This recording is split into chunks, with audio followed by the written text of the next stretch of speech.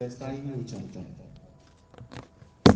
तुम इसको अगर सत्य भावना से देखते हो तो ये तुमको सत्य प्रतीत होता है। तुम इसको मिथ्या भावना से देखते हो तो ये तुमको मिथ्या दिखता है। तुम इसको जिस भाव से देखते हो ये वैसा ही तुमको दिखने लग जाता है।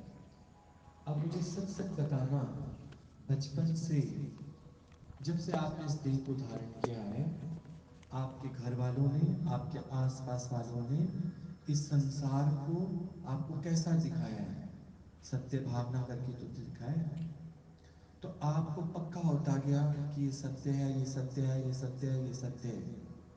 अचानक आपके जीवन में आपकी मुलाकात सतगुरु से हो जाती है और सतगुरु आपको कहता है, जब आप सतगुरु के पास जाकर सतगुरु से बात करते हो तो उन्हें एक बात बताते हो, मुझे बहुत भय लगता है। तो आप बताओ, गुरु और आपके अंदर क्या डिफरेंस है कि गुरु कह रहा है भय तो है नहीं। कोई आकर कहता है अरे मुझे ना बड़ा दुख फील होता है, मैं ना बहुत जल्दी कमजोर फील करती हूँ। तो गुरु कहता नहीं, ऐसी तो कोई बात ही नहीं है, ऐसी तो कोई बात ही नहीं है। तुम क्यों कमजोर फील करते हो, क्यों क्यों तुम अपने को दुखी फील करते हो? और फिर यही स्थिति सेम अर्जुन और कृष्ण। अर्जुन क्या कह रहा है, मेरे हाथ कांप रहे हैं, मेरी हृदय गति बहुत तेज होती जा रही है। तो अर्जुन को कृष्ण कहते हैं ऐसी तो कोई बात ही नहीं है। तो अर्जुन ने संसार को बचपन से ही किस भावना से देखा और कृष्ण ने उसे किस भावना से देखा? तो वही तुम्हारे प्रश्न का जवाब है कि तुम संसार को जिस भावना से देखते हो, तुम्हारे अंदर उसी तरह की भावना पैदा होना शुरू हो जाती है। ये नहीं कि हम कहें संसार झूठ है, झूठ नहीं है, भास तो रहा है। अब ये भी नहीं कह सकते कि संसार मिथ्या है, मिथ्या भी नहीं कह सकते उसको, क्योंकि दिखाई तो दे रहा है। तो फिर संसार क्या है? क्षणिक, क्षणिक, शाश्वत नहीं है। तो जो शाश्वत नहीं है, हम उसको परमानेंट मानकर, नित्य मानकर हम उससे दिल लगा बैठते हैं, हम उससे उम्मीद कर बैठते हैं। तो आप सोच के देखो, भय का कारण, दुख का कारण, सुख का कारण यही तो है, हमारा भरम। हमें भरम हो जाता है। तो हमारा भरम कौन दूर करता है? फिर गुरु दूर करता है कि तुम संसार को किस भावना से देख रहे हो। जो तुमको डर लग रहा है, तुम्हें दुख फील हो रहा है, तुम्हें सुख फील हो रहा है, ये तो परिवर्तन होने वाला है, ये तो बदल जाएगा। तुम इनका आधार मत लो, इनका आश्रय मत लो। तो कितना गुरु यहाँ पर समझाता है कि तुम जिस को सांप समझ रहे हो, असल में तो वो रस्सी है, असल में तो रस्सी है वो, पर तुम उसको क्या समझ बैठे हो? सांप समझ बैठे हो। तुम आज जहां पर सुख देख रहे हो, वो सिर्फ तुम्हें ऐसा दिखाया गया है, तो तुम ऐसा देख रहे हो। तुम आज जिसको दोषी करके देख रहे हो, तुम्हें ऐसा दिखाया गया है, तो तुम देख रहे हो। बाकी तो सब तुम्हारे आंखों का धोखा है। तो गुरु तुमको फिर ज्ञान चक्षु देता है, समझ देता है तुमको। उस समझ से जब तुम इस संसार में रहते हो, तो क्या तुमको दुख असर करेगा, सुख असर करेगा? केवल एक हम लोग अध्ययन कर लें और पढ़ लें कि ज्ञानी सुख को सुख नहीं मानता, दुख को दुख नहीं मानता। तो क्या कभी हमने पूछा है कि वो सुख को सुख क्यों नहीं मानता, दुख को दुख क्यों नहीं मानता? उसको सुख और दुख असर क्यों नहीं करते? क्योंकि शुरू से ही वो संसार को सत्य भावना से नहीं देखता, एक काल्पनिक आधार पर उसको देखता है कि ये कल्पना है। ठीक उस स्वप्न की तरह जो हम रात को सोते समय देखते हैं। अब आप देखो, दिन में अगर आपने इन सबको सच करके देखा है और यही रात को अगर आपके स्वप्न में आ जाए, तो आप तो यही कहोगे ना कि नहीं नहीं भैया जी, मेरे स्वप्न में आया था, आपको नहीं पता, फलाना व्यक्ति ऐसा कर गया वैसा कर गया, तो स्वप्न में भी तो तुम्हारे वही व्यक्ति आते हैं जिनको तुमने दिन में सच करके देखा है। तो ये जागृत में भी एक स्वप्न है और सुषुप्त अवस्था में भी क्या है, स्वप्न ही तो है। सच कहाँ है, शाश्वत तो नहीं। अच्छा अगर शाश्वत है तो लाओ अपने परदादा जी को लेकर आओ, कहाँ है वो? पहले वाला बस स्टैंड लेकर आओ, कहाँ है वो? बदल गया। पहले वाले रोड्स लेकर आओ, पहले वाले मकान लेकर आओ, कहाँ है वो? सब बदलता ही तो जा रहा है, शाश्वत तो नहीं है ना। तो शाश्वत कौन है? शाश्वत है परमात्मा। तभी बोला कि तुम जिस भी दृष्टि से बनाना चाहो सृष्टि वैसे ही बन जाती है। नहीं, जैसे गुरुजी उस दिन बता रहे थे कि जेल में जेलर साहब गए, अच्छा दिन था तो उन्होंने कई कैदियों को आजाद करना चाहा, तो जेल में तो जेलर साहब भी गए पर वो दुखी नहीं हुए। पर जेल में कैदी भी थे, कैदी दुखी है पर जेलर दुखी नहीं हुआ। हॉस्पिटल कोरोना का इलाज डॉक्टर्स नहीं कर रहे हैं, तो डॉक्टर्स तो दुखी होके नहीं जा रहे, लेकिन जो अंदर पेशेंट है वो दुखी हो रहे हैं। और पेशेंट के साथ जो कनेक्टेड है वो भी क्या हो रहे हैं, दुखी हो रहे हैं, परेशान हो रहे हैं। लेकिन अगर हम इसको एक अच्छी भावना से देखें कि सब बीत जाएगा, सब गुजर जाएगा, सब बदलने वाला है, तो आप देखो दुख, भय, तकलीफ, कष्ट, ये सब जीवन में है ही नहीं। तो हम सब की जो लैंग्वेज है वो अपने आप ही बदल जाती है। क्या आप अपनी लैंग्वेज में कभी ये यूज करोगे कि मैं दुखी हूं? दुखी क्यों हूं? तुम्हें अपनी दृष्टि बदलनी है। तुम जिस संसार को सत्य भावना से देख रहे हो, तुम्हें केवल अपनी दृष्टि बदलनी है, तो फिर वहां दुख नहीं है। और तुम कहो आज तो मैं बहुत खुश हूं, आज तो मैं बहुत खुश हूं, क्योंकि तुमने उस पल को भी सत्य करके देख लिया है। इसलिए तुम क्या कह रहे हो, आज तो मैं बहुत खुश हूं। तो वो जो खुशी का पल है वो भी शाश्वत नहीं है, वो भी बदल जाएगा। और जो दुख का पल है वो भी बदल जाएगा। तो तुम कौन सा आधार सत्य जानते हो? संसार की हर एक्टिविटी, संसार की हर प्रक्रिया वो दिन प्रतिदिन क्षण क्षण में बदल रही है। इसको झूठ नहीं कहेंगे, मिथ्या भी नहीं कहेंगे, लेकिन क्षणिक है। पल में कुछ है, पल में कुछ है। थोड़ी देर पहले देखो फुहार हो रही थी, 4:45 भी फुहार हो रही थी, 5 बजे तक भी फुहार हो रही थी, और वाणी शुरू होने से पहले भी फुहार हो रही थी। लेकिन अभी नहीं है, अभी नहीं है। लेकिन जो लोग अभी उठेंगे और उनको हम कहेंगे बारिश हुई, तो भी कहाँ हुई थी बारिश, तो बारिश तो हुई नहीं थी। तो वो भी सच नहीं है, ये भी सच नहीं है। क्योंकि समय के साथ साथ पल बदल रहे हैं, क्षण बदल रहे हैं। और अगर आपने समय से अपना विवेक नहीं जागृत किया तो आपको दुख से कोई नहीं बचा सकता। क्योंकि दुख आपके अपने ही मन की स्थिति। अब मन की स्थिति कैसे तैयार की आपने? संसार को सत्य भावना से आपने देखा है, इसलिए आपसे जब संसार की कोई वस्तु, विषय या व्यक्ति छूटता है या छूटने का भय है आपके अंदर, तो वो आपकी कौन सा पल बन जाता है? दुख का पल बन जाता है।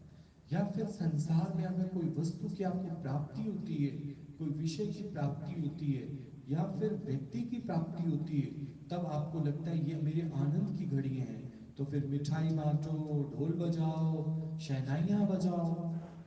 पर ज्ञानी एक ही स्थिति में रहता है, सुख में सुखी नहीं होता और दुख में दुखी नहीं होता।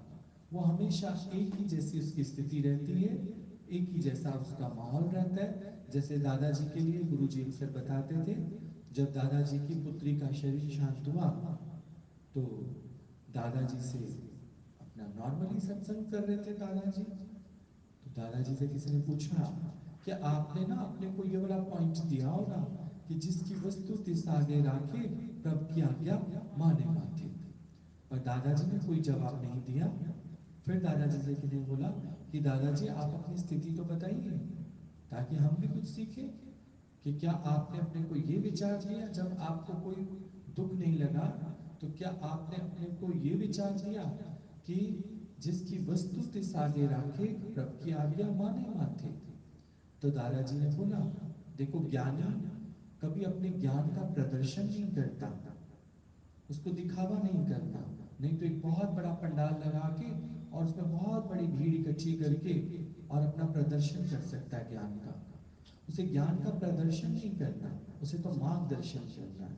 अगर ज्ञान का प्रदर्शन करना चाहे तो वो बहुत भीड़ इकट्ठी कर सकता है, क्योंकि इस ज्ञान में बहुत ताकत है।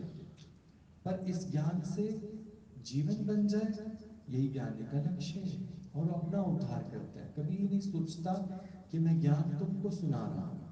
वो हमेशा ये समझता है कि इस ज्ञान से हम अपनी प्रैक्टिस कर लें। तभी तो आप देखो उस दिन भी गुरु जी बता रहे थे कि शुरू शुरू में कहते हैं ना, नया मुल्ला होता है तो बांग ज्यादा देता है। नया कोई होता है ना, ज्यादा किसको जोश चढ़ता है तो वो ज्यादा इस काम में इन्वॉल्व होता है। तो कहते हैं जब हम लोग नए नए थे तो 40-50 लड़कियां हमारे पास स्कूल से आ जाती थी, तो हमने बहुत उनके साथ ज्ञान के दिन रात एक करके बहुत उनको ज्ञान बताया बताया बताया। तो दादाजी कहते थे कि देखना ये टिकेंगे नहीं, ये रुकेंगे नहीं, क्योंकि जब इनको माया ने पुकार की ना, ये चले जाएंगे। तो गुरु जी कहते थे नहीं नहीं, ये तो सब कह रहे हैं हम माया में जाएंगे ही नहीं। तो दादा भगवान ने बोला कि नहीं, तुम इनके साथ एक ग्रुप फोटो लो, इनसे सिग्नेचर कराओ कि हम माया का रास्ता नहीं चुनेंगे। अब संसार को किस भावना से वो देख रहे हैं, उनको दिखाया जा रहा है, उनके घर वाले उनको दिखा रहे हैं संसार को किस भावना से। तो नेचुरली बात है कि हम अपने घर वालों की बात को पहले मानते हैं, गुरु की बात को इतनी जल्दी से एक्सेप्ट नहीं करते।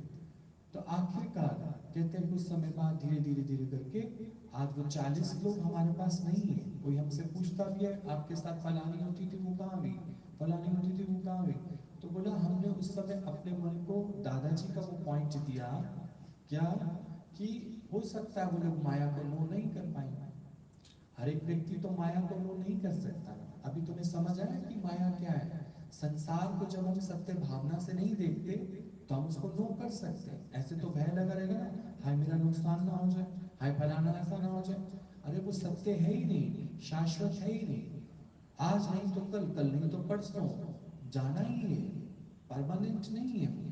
तो इसलिए ज्ञानी का जो निश्चय होता है वो बलवान होता है। तो गुरु जी ने भी अपना निश्चय बलवान रखा और उनके साथ ये सोच के मेहनत नहीं की कि हमेशा मेरे साथ ही रहेंगे, हमेशा साथ रहने वाले हैं।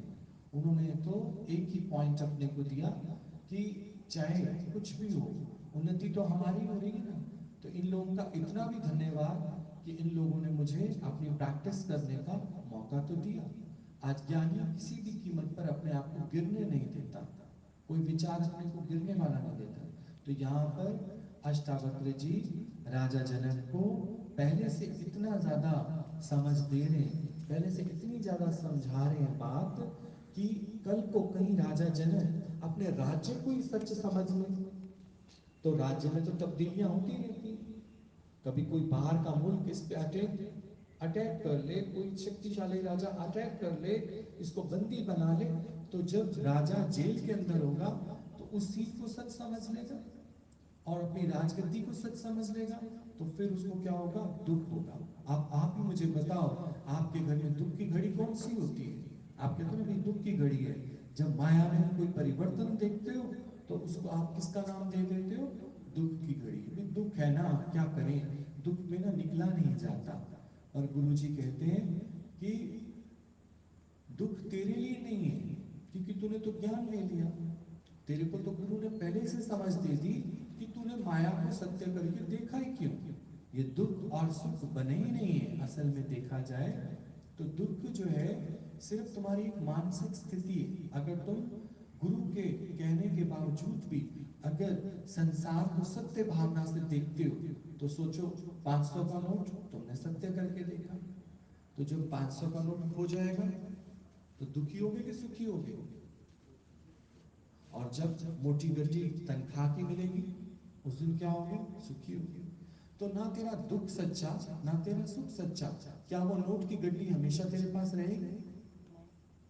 क्या वो खोया हुआ नोट, क्या वो खोया हुआ नोट तुम्हें मिल जाएगा? नहीं मिला तो तुम उसको दुख बना देते हो, और जो आज नोट आए हैं उसको तुम सुख बना लेते हो। तो तुम्हारा अपनी खुशी का आधार बदलती हुई सृष्टि को दे दिया। जबकि आप देखो, 1 घंटा पहले आपके जेब में नोट नहीं है। ज्ञानी अपनी खाली जेब पर भी मस्त है, क्योंकि उसको लग रहा है इसमें भी परिवर्तन होगा। क्या हमेशा सबकी जेब खाली रहती है? क्या हमेशा सबकी जेब भरी हुई रहती है? क्या सारी वस्तुएं हमेशा परमानेंट है? तो ऐसा हमको अष्टावक्र जी राजा जनक को बता रहे हैं। और फिर उसी समय आप देखो, राजा जनक को जब इस संसार को उन्होंने कल्पना के आधार पर दिखाया, तो कुछ समय बाद अष्टावक्र जी ने लीला रची।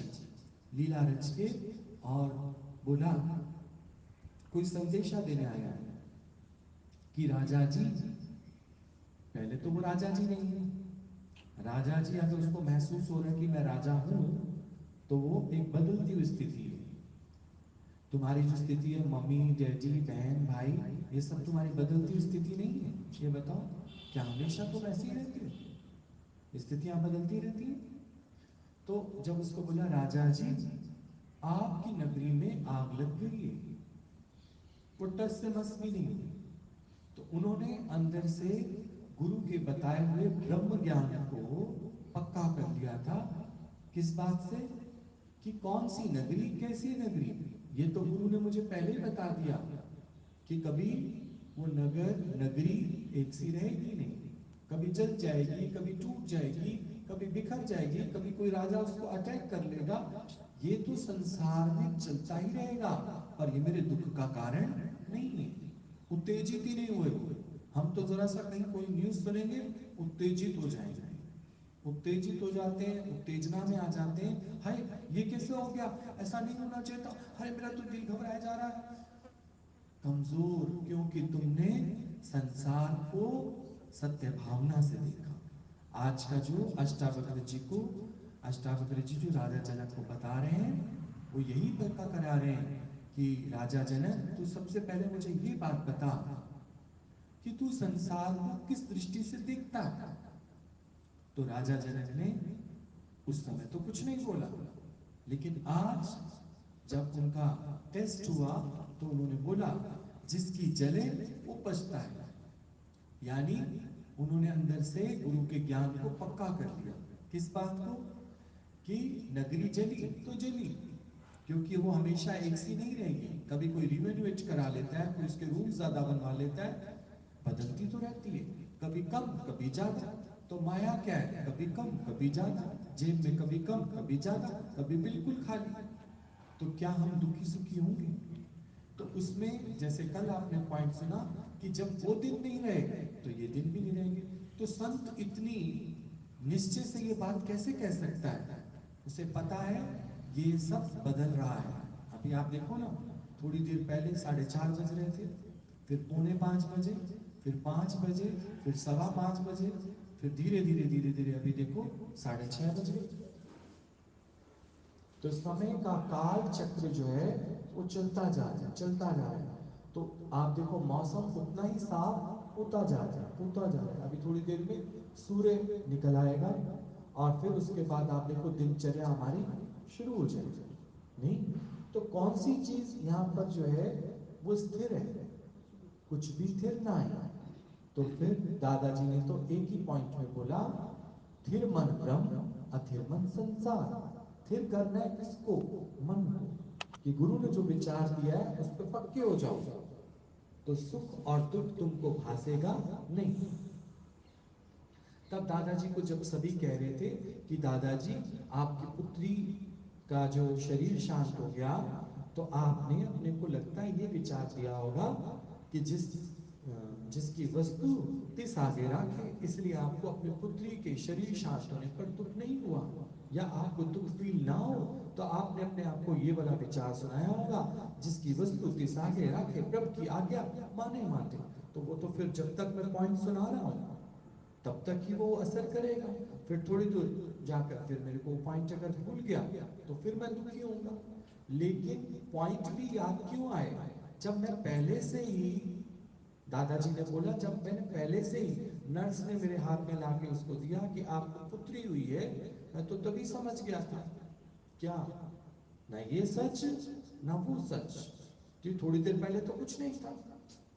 थोड़ी देर बाद नर्स आके क्या बोलती है, आपको पुत्री हुई है, तो मैंने तो उसको भी सच नहीं जाना। और आज अगर लोग आके मुझे कह रहे हैं तेरी पुत्री का शरीर शांत हो गया, मैंने तो उसको भी सच नहीं जाना। तो ना कुछ आया ना कुछ गया, ज्यों का त्यों भरपूर। आप बताओ, आप दादाजी को कोई दुखी कर सकता है? अब आप कहोगे ये तो बहुत मुश्किल बात है भाई, हमने तो पता नहीं कहाँ कहाँ दिल लगा रखा है। अगर आज से हम अपने आप को समेटना शुरू करें तो हमें तो बड़ा वक्त चाहिए। ले लो वक्त, कितना वक्त चाहिए बोलो, ले लो वक्त। गुरु तो मेहनत कर रहा है ना आपसे, गुरु तो कह रहा है तुम अपने दुख और सुख को समेट लो, इन द्वंद्वों को समेट लो।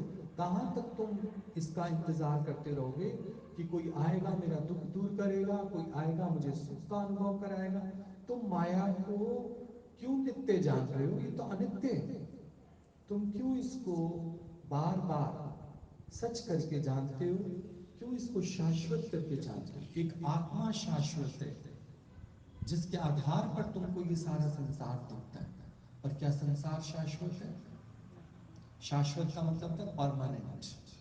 आप लोगों ने बहुत बार पढ़ा होगा गीता में कि शाश्वत शाश्वत शाश्वत, तो शाश्वत का मतलब होता है परमानेंट, जिसको ना तो अग्नि जला सकती है ना जिसको जल गला सकता है, वो शाश्वत है ही है।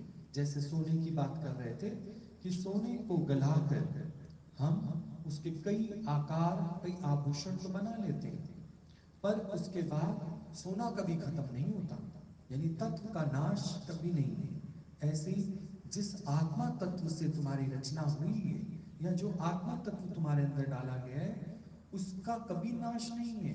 दरवाजे में नहीं बैठो, जरा जो बीच में बैठो। आत्मा तत्व का नाश नहीं है। नाश किसका होगा? ये जो तुम्हारे आकार बने हुए ना, जैसे सोने के आकार, आप कभी जाके देखो सुनार की दुकान पर, चूड़ी भी है, ईयर रिंग्स भी है, नोज पिन भी है, ब्रेसलेट भी है, माला भी है, ये सारे किसके बने हुए हैं? सोने के बने हुए हैं। ठीक, तो आप थोड़े दिन बाद जाके देखोगे उसी सोने को मेल्ट करके पाजेब भी बना लेता है वो, ठीक है, और फिर उससे ईयर रिंग्स भी बना लेता है, फिर उसके आकार बदल देता है। सोना तो वही होता है, पर उसके क्या बदल देता है? आकार बदल देता है। अभी आप देखो ना, किसी बच्चे को आप इतना सा देखते हो छोटा, फिर किसी दिन शादी पार्टी में देखते हो तो अरे ये तुम्हारा वही भोलू है, ये तो लंबा ऊंट बन गया, ये तो उसका क्या बदल गया? आकार। फिर थोड़े दिनों बाद कोई मिस्टर रामलाल को तुम देखते हो, तो कहते हैं ये किसका सर जा रहा है? कहते हैं अरे ये तो रामलाल, अरे कल तो हमारे साथ मूली खा रहा था वो, और देखो क्या हो गया, सीन बदल गया। क्या हुआ? शाश्वत नहीं है ना रामलाल, रामलाल शाश्वत नहीं है, पर हम रामलाल को क्या जान बैठे थे? शाश्वत। अरे कल तो हमारे साथ मूली खा रहा था, और अभी देखो उसका क्या जा रहा है? सर जा रहा है उसका। तो शाश्वत नहीं है। अभी जिसने इनको नहीं जाना वो दरी बिछाकर आपस में बेचारे रोते रहते हैं, रोते रहते हैं।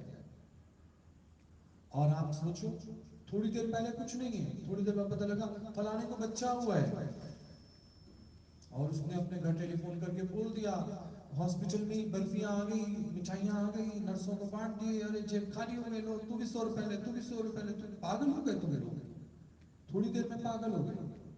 आप सोचो, आना और जाना क्या ये नित्य है? अनित्य है, अनित्य। कभी व्यापार में ही देख लो, सुबह से एक भी गाहक नहीं चढ़ता, तुम बैठे एक भी गाहक नहीं है, और कभी तो रोटी खाने की फुर्सत नहीं है, गाहक की लाइन लगी हुई है। तो क्या है ये? बदलते हुए क्षण, बदलते हुए क्षण। आज मैं बहुत खुश हूँ। क्यों खुश हूँ? आज तो भैया इतने गाहक, इतने गाहक, इतने गाहक आ गए। आज मेरा मन बहुत अपसेट है। आज ना एक भी गाहक नहीं आया। तो तुम्हारा मूड अपसेट और ऑन कब हो जाता है? जब तुम उस काल्पनिक जगत को सत्य जान लेते हो। शाश्वत तो नहीं है। क्या हमेशा गाहक आते ही रहेंगे? ग्राहकों को और कोई काम नहीं, उनको और भी तो काम है। तो हम क्यों उसका आधार लेते हैं? हम क्यों उसमें इतना पक्का कर बैठते हैं कि कोई ना जाएगा ना कोई आएगा? तो दादा भगवान ने बोला कि जब जब मेरे को किसी ने बोला कि आप बाप बन गए हो, मैंने तब भी सच नहीं जाना। और आप में से किसी ने आके मुझे ये बोला क्या कि आज तुम्हारी पुत्री नहीं रही, तो मैंने उसकी बात को भी सत्य भावना से नहीं देखा। इसलिए मुझे कोई फर्क नहीं पड़ता, मेरा ट्रैक तो वैसे का वैसे चल रहा है। आप देखो, ज्ञानी का ट्रैक वैसे का वैसे चलता है। सत्संग मतलब सत्संग, उसका तार परमात्मा से जुड़ा रहता है। हम अपना तार कभी हटा देते हैं, कभी जोड़ लेते हैं, कभी हटा लेते हैं, कभी जोड़। अब आप बताओ, आप भगवान से तार कब हटाते हो और कब जोड़ते हो? आपको जब आपके अनुकूल परिस्थितियां होती हैं तो आप तार जोड़ लेते हो। अच्छा, आप कहोगे हम तो चलो कुछ बात नहीं, हमें तो ज्ञान पक्का होगा, लेकिन हम घर वालों का क्या करेंगे? घर वाले तो कहते हैं नहीं जाना, 17 दिन घर से बाहर नहीं निकलना। आप सोच के देखो।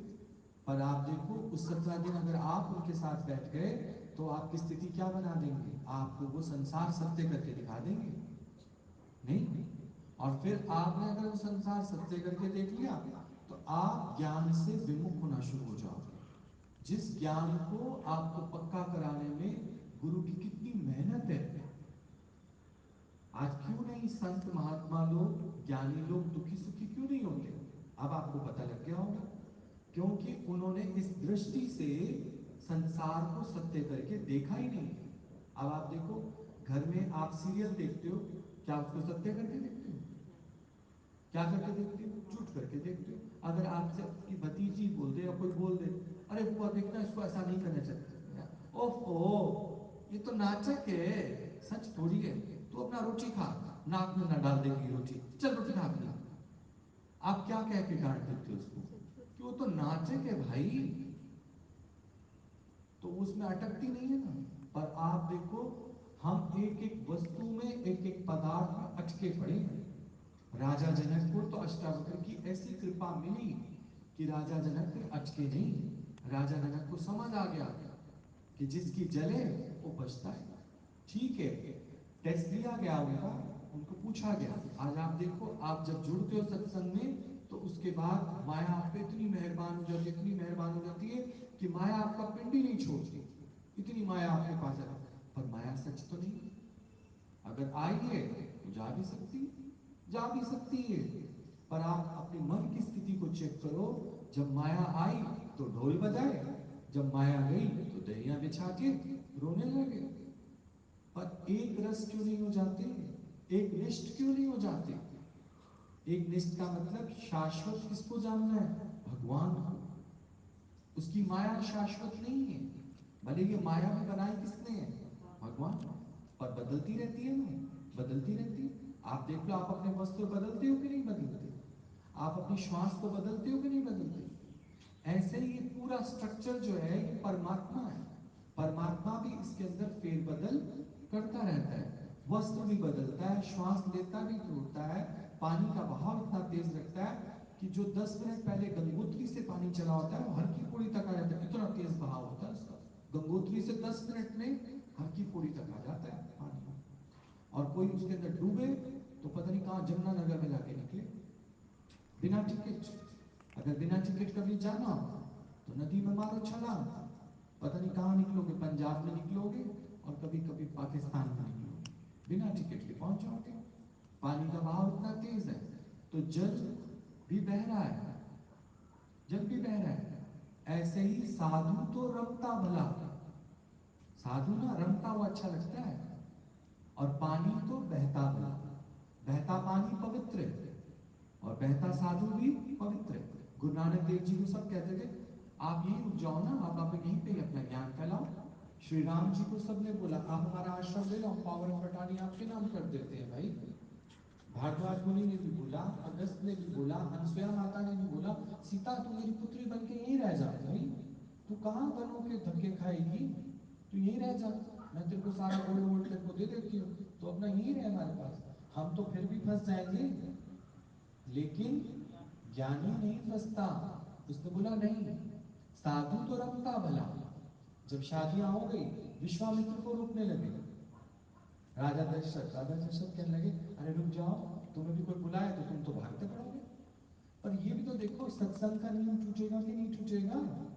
जहां सत्संग का नियम टूटा, अब इसके गुरु को कोई प्रॉब्लम नहीं है, पर तुम जितनी देर इससे दूर रहोगे, संसार को सत्य करने देखने लग जाओगे। गुरु ने तुम्हें संसार क्या दिखाया है, टेम्परेरी दिखाया है, पर तुम जितने दिन सत्संग से दूर रहोगे, फिर संसार को परमानेंट करके देखने लगोगे। पर क्या संसार परमानेंट है? तुम्हारे कहने से परमानेंट हो जाएगा? बदल नहीं रहा। तुमने नहीं देखा अपने घर में कितना बदलाव हुआ, आपने नहीं देखा अपने घर में कितना बदलाव हुआ। तो विश्वामित्र को ये पक्का था कि संसार बदलने वाला है, रहेगा नहीं, पक्का नहीं है। और इस समय राजा दशरथ मेरे पैरों में बंधन डाल रहा है, कह रहा रुक जाओ रुक जाओ, हमारे घर ही रह जाओ, हमारे घर ही रह जाओ, आपके रहने से अच्छा लग रहा है, यहीं रह जाओ। तो विश्वामित्र ने क्या बोला, दशरथ मुझे मोह की बेड़ियों में मत बांधो, मुझे मोह की बेड़ियों में मत बांधो, और तुम भी ध्यान रखो, ऐसा ना हो कि अंत समय में तेरे को चेतना आए। मनुष्य कर्म करते करते करते करते भूल जाता है, और उसको चेतना कब आती है, अंत समय में। अंत समय में तो अरे मैंने तो कुछ किया ही नहीं, मैंने तो दिल ही लगा रखा था सबसे, और मेरे को रोको मत, क्योंकि एक गलती मेरे से पहले हो चुकी है। मैंने संसार को सत्य करके देख लिया था, तो मैंने मेनका का हाथ पकड़ लिया, तो मेरी तपस्या क्या हो गई, वो उसी समय गायब हो गई। मेनका उसी समय गायब हो गई। क्या वो मेनका से शारीरिक सुख ले पाया, नहीं ले पाया, तो मेनका उसी समय भंग हो गई, और इसकी तपस्या भी क्या हो गई, भंग हो गई। पर ये क्या सोच के बैठा था, बिना गुरु के। अभी माया को कोई इसने झूठ करके थोड़ी देखा था, बस ओ ओ अपने से ही हम लोग कथाएं लेके बैठ जाते हैं, अपने से आरती पूजा पाठ सब लेके बैठ जाते बिना गुरु के।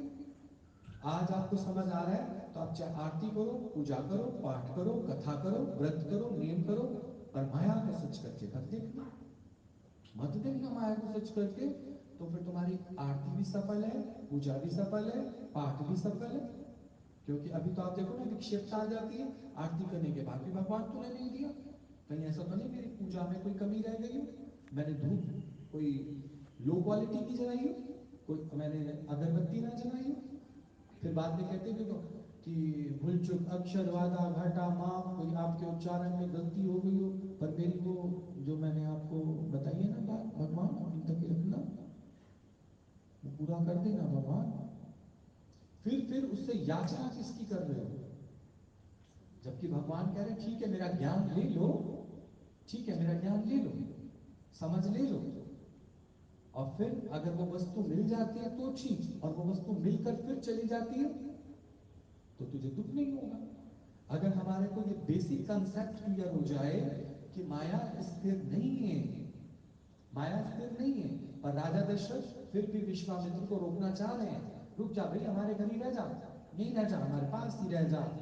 पर विश्वामित्र ने क्या बोला, मैं एक गलती तो पहले कर चुका हूं, माया को मैंने सत्य भावना से देख लिया, साधु तो रंगता भला, साधु एक जगह टिक जाए वो सही नहीं है। इसलिए गुरु नानक देव जी गांव गांव रटन करते थे, हर एक को ये ज्ञान का प्रकाश किया उन्होंने, रुके नहीं वो। आज भी संत महात्मा लोग आते हैं, बार बार शहरों से आते हैं, वो 3 दिन का समागम करते हैं बस, आज इस शहर में, आज उस शहर में, आज उस शहर में, वो कहीं टिकते नहीं है। अगर आपको उनका ज्ञान ज्यादा ही अच्छा लग गया तो जाओ जहाँ उनका डेरा है, जहाँ उनकी स्थान बने हुए वहां जाके लो। और हर शहर में वो कितने दिन का वो रखते हैं, आयोजन करते हैं, 3 दिन का आयोजन करते हैं। तो विश्वामित्र भी उनके घर कितने दिन रुके, 3 दिन रुके, और 3 दिन के बाद वो कहने लगे नहीं, अगर आपको हम लोग का ज्ञान, हमारा समागम, हमारी गोष्ठी अच्छी लगती है तो राजा दशरथ तू वहीं आना, मेरे आश्रम में आना, पर मुझे अपने घर में क्यों बुला रहे हो? तुम्हारा मेरा संबंध तो सिर्फ कितना होना चाहिए, तुम जैसे गुरु हो ना, हमारे घर आना, तुम्हारे घर आके क्या करेंगे? आम का अचार खाना है उसको, पराठा खाना है, क्या खाना है उसको तुम्हारे घर आके? संत से तो इतना संपर्क रखना कि ठीक है, मिले संत तो कुछ कहिए सुनिए, मिले असंत तो मुष्ट हुए। अगर तुमने संत के साथ बैठकर ज्ञान वार्ता नहीं की और माया को मिथ्या करके नहीं देखा, तो फिर संत भी तेरा दुख दूर नहीं कर सकता। संत तो तेरा दुख तभी दूर कर सकता है जब तुम ये समझ जाओ, जैसे आज अष्टावक्र जी ने राजा जनक को एक बात बताई है कि तुम जिस भावना से संसार को देखते हो उसी भावना से वो बन जाता है। आप देखो, बचपन से आपके मम्मी पापा, आपके दादा दादी ने आपको संसार किस भावना से दिखाया? सत्य भावना से। पर क्या संसार एक सा रहता है? तुमने बदलता हुआ नहीं देखा? बदलता हुआ देखा? यहाँ जो ये डबुआ मंडी पहले थी, पहले मंडी एक नंबर में लगती थी, फिर उसके बाद कहाँ आ गई? डबुआ में। अब डबुआ में हमेशा रहेंगे? पता नहीं आगे कहाँ चलेगी। ये मेट्रो रेल थी, यहाँ बाटा से कितने लोग कट जाते थे, आप सोच के देखो। यहाँ फाटक होता था, बाटा पुल भी नहीं होता था, कितने लोग ट्रेन के नीचे कट जाते थे रेलवे क्रॉसिंग पे। तो फिर क्या बना? पुल बना, उसके बाद मेट्रो बनी, ये सब नहीं था। तो संसार की बदलती हुई रचना को देखते हुए भी तुम नहीं समझ पा रहे कि संसार जब पल पल में बदल रहा है, संसार की तो उन्नति हो रही है, पर हमारा मन तो वहीं अटक गया कि शायद ये कभी नहीं जाएंगे, ये कभी नहीं जाएंगे, ये सब मेरे बन के रहेंगे। इसलिए ज्ञानी किसी भी पल शोक नहीं करता, किसी वस्तु के आने या वस्तु के जाने से ना वो हर्षित होता है और ना वो शोक करता है, क्योंकि वो समझ जाता है पल में कोई पता नहीं है, संसार कब बदल जाए, व्यक्ति कब बदल जाए, मन का कोई भरोसा नहीं है। इसलिए गुरु जी ने कहा कि हो सकता है वो माया को नो ना कर पाए, हम दोष उन पे क्यों करें? उन्होंने माया को सत्य भावना से देख लिया होगा तो माया में चले गए। लेकिन गुरु जी कहते हैं आज भी अगर वो लोग हमें मिलते हैं तो वो यही कहते हैं कि हम तो सही ट्रैक पर चल रहे थे, लेकिन माया ने हमारा ऐसा माइंड खराब किया, ऐसा माइंड खराब किया। प्रमिला, तू तो अभी अच्छे रास्ते पे चल रही है, तू तो अभी अच्छे रास्ते पे चल रही है, लेकिन हम ही अपने ट्रैक से नीचे उतर गए। आज हमारे को दुख भी भासते हैं, सुख भी भासते हैं, पर आज गुरु जी की स्थिति क्या थी? ना गुरु जी को सुख भासता है, ना दुख भासता है। वो अपना मदमस्त, अपने आत्म मस्ती में, अपने आत्म चिंतन में रहते हैं। उनको पहले से पक्का है, जब हमें कोई चीज पहले से पक्की है कि बदलने वाली है, तो क्या हम उससे दिल लगाएंगे? लगाएंगे उससे दिल? कभी भी बदल सकता है, कोई कभी भी आ सकता है, कोई कभी भी जा सकता है। ये संसार भ्रम मात्र है, इसको जान लो। ब्रह्म मात्र नहीं है, भ्रम मात्र है। पर इसको जानेंगे किसके माध्यम से? ये जो मानुष चोला आपको मिला है, यही जानने के लिए आए हो। मानुष चोला फंसाने के लिए नहीं आए, मानुष चोला आपको यही जानने के लिए मिला है। पर मेरे से भी बड़ी मेरी माया है, मेरे से भी बड़ी मेरी माया है। इस माया को जान, इस माया को सत्य भावना से मत देख। अगर तूने इसको सत्य भावना से देख लिया तो फंस जाओगे, इसके अंदर फंस जाओगे और अपने वास्तविक स्वरूप से पीछे होते जाओगे, पीछे होते जाओगे और भगवान को अपने से बहुत दूर जाओगे। भगवान को पाना आसान थोड़ी। भगवान मतलब क्या? जिसको दुख और सुख असर ना करे वो भगवान है। तो किसको नहीं असर करेंगे? जो माया को सत्य नहीं करके देखेगा। राम को दुख क्यों नहीं हुआ जब घर छोड़ा उसने? तो उसने माया को सत्य करके नहीं देखा। गुरु नानक देव जी को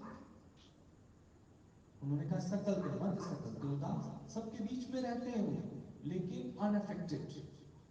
और भोले बाबा जिनका ये सावन का महीना मनाते हो, एक इधर से खींचे पापा मम्मी डैडी, लेकिन आंखें ऐसे तो ऐसे, अपना तीसरा नेत्र खुला रखा, ना हम किसी के ना कोई हमारा। कभी आसक्ति नहीं हुए, आसक्ति नहीं। आप सोच के देखो, जब आसक्ति नहीं हुए तो उनको कोई फर्क ही नहीं पड़ा। तभी तो कहते हैं ओम नमः शिवाय। नमः है मैं उस शिव का जिसने अपना तीसरा नेत्र खोल रखा है। तीसरा नेत्र मैंने प्रलय कर दी। प्रलय किस चीज की करनी है? जो ये मुझे इन आंखों से दिख रहा है ये सच नहीं है, ये बदल जाएगा एक दिन। और मैं इसको क्या करके देख रहा हूँ।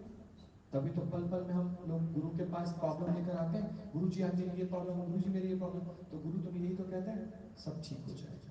उसको पता है 4 दिन बाद ठीक। अरे आया हुआ बुखार, उसको तुम टाइम नहीं देते, 72 घंटे का तो टाइम लेता है वो। तुम तो कहते हो डॉक्टर केशव से अभी गोली लेकर आए, अभी ठीक हो जाए। गोली को भी अंदर घुलने में टाइम लगता है। वो सॉल्ट है भाई। तुम एक खुराक लेके जब ठीक हो कहते हैं अब दूसरी खुराक क्या खाना। अब रोज रोज कौन डॉक्टर को 100 रुपए दे। पर 3 दिन का कोर्स, 72 घंटे का कोर्स पूरा करना पड़ता है।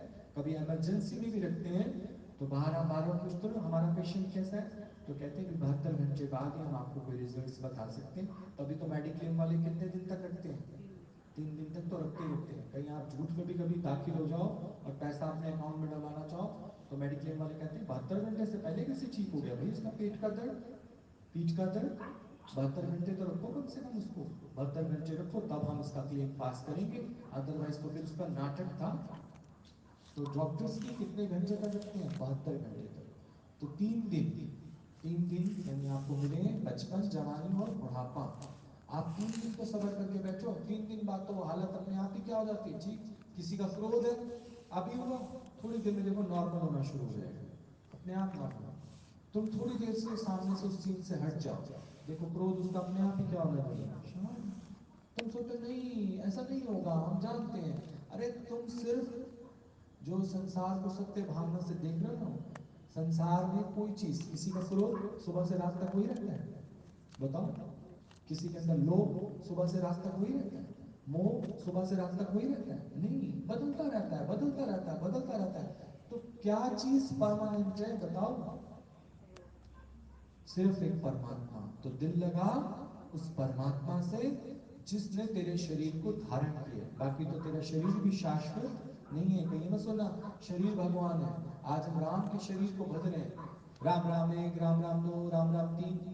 पर राम ने बोला मेरा शरीर शाश्वत नहीं है, पर जिसने इसको धारण किया है वो शाश्वत है। क्या आया समझ में?